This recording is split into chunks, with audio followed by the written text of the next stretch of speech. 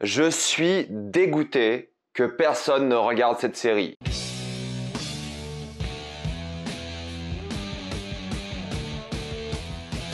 Andor, saison 1. Comme d'habitude, jusqu'à la minute indiquée dans le titre de la vidéo, il n'y aura pas de spoilers, comme ça tranquille, après on va tout spoiler. Andor est l'histoire de Cassian Andor, un jeune rebelle quelques années avant le film Rogue One. La série va raconter la manière dont il a rejoint la rébellion et comment celle-ci s'est formée afin d'affronter l'Empire. Andor saison 1 s'est achevé aujourd'hui avec un 12e et dernier épisode, et j'ai déjà traité un peu d'Andor sur la chaîne, j'en ai fait une critique des 3 premiers épisodes, mais j'ai aussi fait une vidéo dédiée en disant que Andor est la meilleure série Star Wars, mais j'étais que à l'épisode 8 sur 12. Donc est-ce que Andor reste aujourd'hui la meilleure série Star Wars? On en parle tout de suite. Il faut savoir que Andor aura 2 saisons, la première s'est achevée aujourd'hui, et la seconde a commencé son tournage cette semaine aussi. Mais elle n'arrivera pas avant 2024 minimum. Le créateur Tony Gilroy l'a annoncé aussi cette semaine. Il a dit que les séries maintenant, ce n'est pas possible de les sortir, surtout avec ce niveau de qualité, en moins d'1 an. Donc ça sera pour 2024 la suite. Peut-être ça sera début 2024, hein, ça veut pas dire qu'il y aura 2 ans tout pile. Hein. Mais voilà, ça sera au moins 1 an et demi, disons, avant la suite. Et ce qui est intéressant avec cette série, c'est que la première saison, c'est 5 ans avant Rogue One et elle dure 1 an. Là où la deuxième saison, et c'est pas un spoil, hein, c'est quelque chose qui a été annoncé, aura des morceaux d'épisodes, donc 3 épisodes à la fois, 1 à 3, 4 à 6, 7 à 9 et 10 à 12, qui vont chacun représenter une année plus ou moins avant Rogue One. Donc l'idée c'est que la série se finisse au début de Rogue One. Et on est clairement sur ça, en effet la série ressemble beaucoup à ce qui a été fait avec le film Rogue One, qui est l'un des meilleurs films Star Wars d'après moi. Je passe toujours un très bon moment devant, car en effet il n'y a pas de Jedi et il n'y a surtout pas de fanservice et de caméo à la con. Là on se concentre sur l'histoire avant tout et rien d'autre, et ça c'est essentiel. Et ça se voit que c'est une série qui prend quand même du temps à être faite, hein, parce qu'ils ont construit énormément de décors. Cette série aussi, en tout cas cette saison, est aussi coupée en 4 parties. Il y aura grosso modo 4 endroits que vous allez régulièrement visiter dans la série et dans lesquels les personnages vont vivre des péripéties, mais surtout Cassian Andor. À chaque fois, ils ont créé une grande pièce pour eux qu'ils ont fait dans un entrepôt, ou alors ils sont allés filmer en extérieur, surtout en Écosse par exemple, et ça se ressent. On voit clairement qu'il n'y a pas le fameux volume, la technologie des écrans, vous le connaissez maintenant, et on sait que ça a été fait sur fond vert et dans des entrepôts, et ça c'est cool, parce qu'on voit bien du coup que tout a été construit, ou presque tout. Donc ça donne un côté vraiment palpable, et je trouve que les décors sont vraiment bons pour ça, que ce soit en extérieur ou en intérieur, et tu vois qu'ils s'amusent avec la diversité du monde, parce qu'on voyage dans beaucoup d'endroits, on retourne sur des planètes comme Coruscant qu'on connaît bien, au Sénat, des choses comme ça. Il y a un côté vraiment où l'univers est bien divers, on voyage pas mal, mais tout en étant concentré sur l'histoire. Et en termes de mise en scène, c'est quand même assez académique, il n'y a pas grand chose en termes de folie, mais c'est intelligent, c'est bien foutu, il y a des plans qui sont vraiment cool à voir, il y a un vrai travail qui a été fait, la série est vraiment jolie, la photographie est cool, et tout fait réel quoi. C'est pas comme beaucoup de séries Star Wars ou Disney où c'est trop propre et tout, non là on dirait vraiment que t'es dans les bas-fonds de la galaxie, et c'est vraiment super bien fait et t'es immergé dans le monde. Parce que ça qui est cool, c'est que c'est vraiment l'immersion du truc. Et en termes d'effets spéciaux, je pense honnêtement que c'est la série Star Wars avec les meilleurs effets spéciaux, c'est digne d'un film, surtout dans les batailles à vaisseau. Il y en a plusieurs qui sont remarquables et je trouve que visuellement, bah oui, là on est sur la qualité d'un film. Après, c'est pas du grand spectacle, hein. Clairement, là c'est pas du tout ça, même s'il y a quelques moments de grand spectacle et d'action qui sont plutôt bien foutus, mais c'est pas le but de la série, c'est pas une série d'action, c'est pas une série qui est là pour vous surprendre, c'est une série qui va raconter les prémices justement de la grande rébellion, de la résistance, et cela marche par de très bons dialogues, mais avant tout par de très bons personnages qui sont tous humanisés, que ce soit l'Empire, la rébellion ou les gens entre les deux, ils ont souvent une famille. Je veux dire, il y a un personnage, tu passes beaucoup de temps avec sa mère alors que c'est le méchant, ils ont des motivations, des buts dans leur vie, ils ont des points faibles, ils ont des qualités, et tu peux vraiment dresser le portrait de beaucoup de ces personnages-là, et ça c'est fort, parce que ce n'est pas une histoire de résistance si tu n'as pas des gens à sauver, si tu n'as pas une galaxie à sauver. Donc là, t'as des gens à sauver, t'as des gens de l'Empire aussi, qui sont broyés par ce système, il y a un côté un peu corporatiste, drame corporatiste à l'œuvre, mais aussi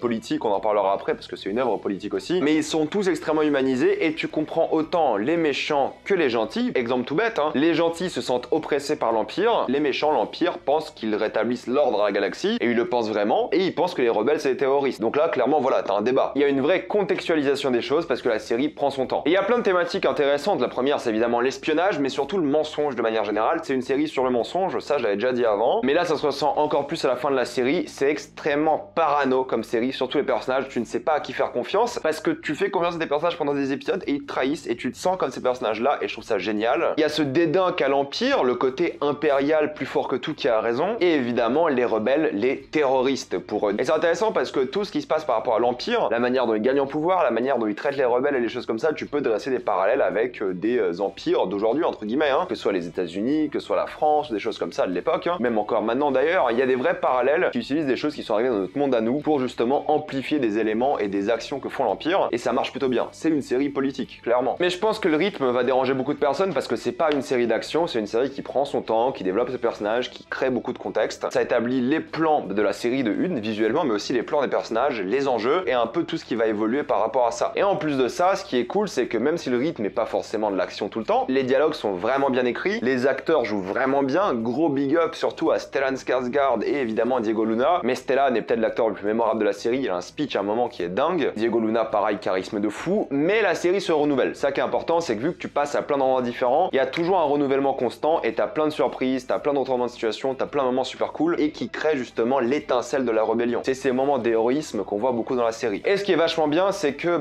t'as pas forcément cette musique avec laquelle t'as l'habitude avec Star Wars, t'as pas forcément cette ambiance facile Star Wars trop pour enfants. C'est une série pour adultes, je dirais, qui te prend pas du tout pour un con, qui te tient pas forcément la main. Je dis pas qu'il y a des choses extrêmement complexes, hein. Beaucoup de choses sont quand même dites à haute voix, mais il y a quand même un travail de mise en scène pour te montrer ces personnages-là et ce qu'ils pensent juste avec le travail de la caméra. Et je trouve que pour conclure, Andor est peut-être la meilleure chose qu'a fait Disney pour l'instant sur sa plateforme. C'est bien écrit, c'est bien joué, c'est bien mis en scène, c'est beau, il y a une vraie belle photographie. Tout est vraiment bien foutu, bien géré, il y a rien à dire de ce point de vue-là, c'est génial. On aimerait avoir du Star Wars un peu plus pour adultes, comme ça, qui parle de politique, de choses sérieuses et pas toujours la même chose. Là, c'est nouveau, c'est différent et j'ai vraiment hâte de voir la saison 2. Pour moi, c'est un grand oui. C'est clairement la meilleure série Disney+, et de loin la meilleure série Star Wars. Il y a aucun doute là-dessus, c'est vraiment bien foutu. Quoique peut-être avec Disney+, il y a un débat avec Loki peut-être, mais en tout cas, ça reste quand même très très bien. Maintenant, on va passer en spoiler.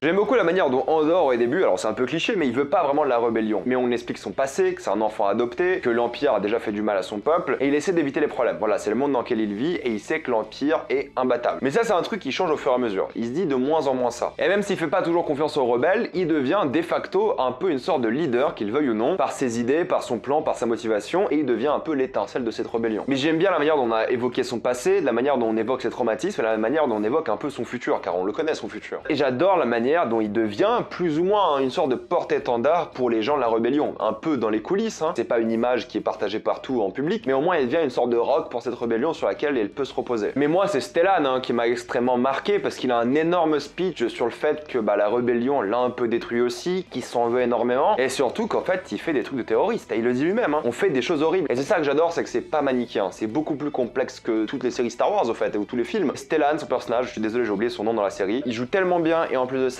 il fait comprendre aux spectateurs et à la rébellion que pour gagner cette guerre, il faudra faire des choses horribles. Et ils le font tout le temps, ils font des choses horribles, ils tuent des gens, ils sacrifient des gens. J'aime bien qu'ils montrent ce côté que la rébellion n'est pas parfaite, n'est pas si belle que ça. Pour gagner contre l'Empire, il faut la jouer sale et il faudra faire des sacrifices. Puis son vaisseau laser là, incroyable, vraiment. J'ai bien aimé la manière dont Cyril a été montré dans la série. Alors c'est une sorte d'incel de une, la relation qu'il a avec sa famille est vraiment bizarre, la manière dont il tombe amoureux de l'autre méchante est vraiment dingue aussi, mais j'aime beaucoup cette motivation qu'il a de se venger de ce qui s'est passé, et ça montre justement les motivations de l'Empire aussi. Il y en a qui sont là pour la carrière, il y en a qui sont là parce qu'ils croient en ça idéologiquement, et lui il veut se venger. Et il veut sauver entre guillemets l'Empire de ce qui s'est passé. Donc j'ai bien aimé son personnage là, et j'ai bien aimé son côté incel, parce que c'est ça l'Empire au fait, hein. C'est ça un peu l'extrême droite, parce que oui, l'Empire est d'extrême droite, c'est évident. Extrême droite fasciste, c'est un peu des incels, et ils ont raison. La méchante, voilà, elle est à fond, elle est corpo, elle veut démonter tous les rebelles, c'est parti quoi. Elle n'a aucune hésitation, elle fait des choses horribles, elle torture des gens, et tue des gens, rien à faire. Après, dans le feu de l'action, elle est moins compétente, parce que c'est pas une guerrière, et elle a beaucoup plus de mal, mais quand même, elle est assez flippante, elle est assez badante, parce qu'elle s'en fout. Elle est prête à tout faire pour l'Empire, et pour sa carrière. Là où Mon Mothma fait des choses bien plus difficiles, elle est en train quand même de vendre sa famille en un mariage pour de l'argent pour sa rébellion, vous vous rendez compte? C'est quand même des choix difficiles, mais j'aime beaucoup son évolution. Elle est au Sénat, elle voit que ça avance pas, elle voit que ça galère, et elle va commencer à faire des choses horribles, parce que même dans l'élite, ils rejoignent un peu la rébellion. Bah oui, il faut des financements, et ça c'est un truc de la vraie vie, hein. Il y avait des élites dans la vraie vie qui aidaient des résistances, des rébellions, parce qu'ils étaient pas d'accord avec le système en place. Et ça existe évidemment, et justement, elle fait des choses horribles aussi pour s'en sortir. C'est Biggs qui a été mis sur le carreau pendant une grande partie de la série, elle a pas été énormément développée, je pense que ça sera un peu sa saison 2 à elle. Et les deux femmes rebelles, j'aime bien les avoir vues, parce que déjà elles sont en couple, il y a un truc, et c'est compliqué, parce que l'amour est difficile, mais en même temps c'est des rebelles un peu extrêmes elles aussi de leur leur point de vue, mais elles essaient aussi de vaincre l'Empire, mais pas forcément toujours avec les bonnes méthodes. Mais en termes de surprise, j'ai adoré la fin de l'épisode 6, quelqu'un propose de l'argent à Andor, et Andor tue cette personne, et les gens ne le croient pas forcément, et ça montre un peu que même les gens auxquels tu faisais confiance peuvent te trahir quand ils peuvent avoir une meilleure situation. Et les meilleurs moments de la série pour moi, c'était l'arc prison, avec un Andy Serkis génial. Je suis vraiment déçu que sa carrière s'est majoritairement résumée à des effets numériques, parce que le gars est vraiment excellent, et j'adore son jeu d'acting dans la série. Il est vraiment très bon, dommage pour sa fin, je pense pas qu'il est mort, hein, mais c'est dommage cette fin où il réalise qu'il ne sait pas nager, et qu'il est coincé ici après tout ce qu'il a fait. Peut-être que l'Empire s'est débarrassé de lui par la suite, mais c'est que c'était très difficile de le voir échouer, parce qu'il a un excellent speech, et c'est lui qui motive tout le monde à la fin, parce qu'il y a cette question qui lui est posée, combien de gardes y a-t-il? Et il a cette phrase, never more than 12. Ça montre bien qu'il a même pas besoin de réfléchir, et que ça fait longtemps qu'il prévoyait de s'échapper, mais il avait trop peur, et là, il avait tout calculé depuis le début, enfin il regardait ce qui se passait quoi. Et c'est là qu'il décide de s'échapper. L'épisode 10 est génial, et il y a aussi cette phrase qui est géniale sur l'Empire de Cassian, il dit « Power doesn't panic ».